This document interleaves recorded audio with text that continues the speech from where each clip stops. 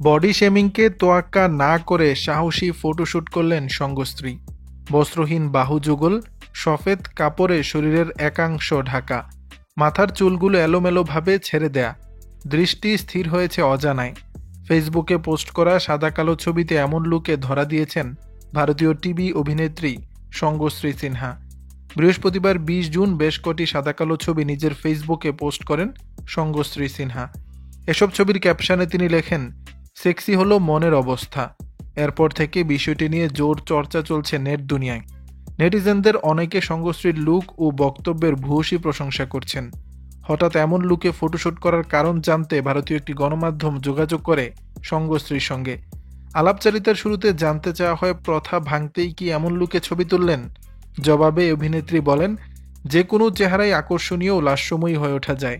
জানি হয়তো কেউ কেউ এই ছবি দেখে আমাকে খারাপ বলবে, তবে তাতে আমার কিচ্ছু যায় আসে না। সুন্দরী প্রতিযোগিতায় মেধার পাশাপাশি সৌন্দর্যের মাপকাঠিও জরুরি। এ বক্তব্য সমর্থন করেন কিনা প্রশ্ন শুনে অভিনেত্রী বলেন, সুন্দরী প্রতিযোগিতায় অংশ নিতে হলে মেধার প্রয়োজন ঠিকই, কিন্তু কত সাইজের বুক, কোমর, নিতম্ব হতে হবে সেটাও বলা থাকে। ঐশ্বরিয়া, প্রিয়াঙ্কা, সুস্মিতার মেধার জোরেই কি খ্যাতি কুড়িয়েছেন? বাকি বিজয়ীরা কোথায়? তারা কোথায় হারিয়ে গেল? সঙ্গশ্রী প্লাস সাইজ বা স্থূলকায়, কিন্তু প্লাস সাইজ বিউটির ধারণায় বিশ্বাসী নন তিনি। এ প্রসঙ্গে অভিনেত্রী বলেন, প্লাস সাইজ বিউটি আবার কি?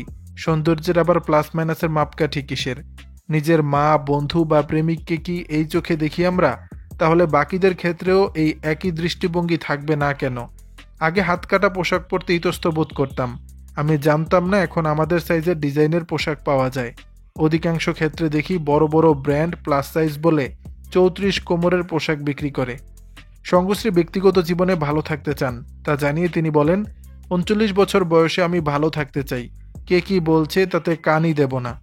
দর্শক, বিষয়টি নিয়ে আপনাদের মতামত জানাবেন নিচের কমেন্ট বক্স।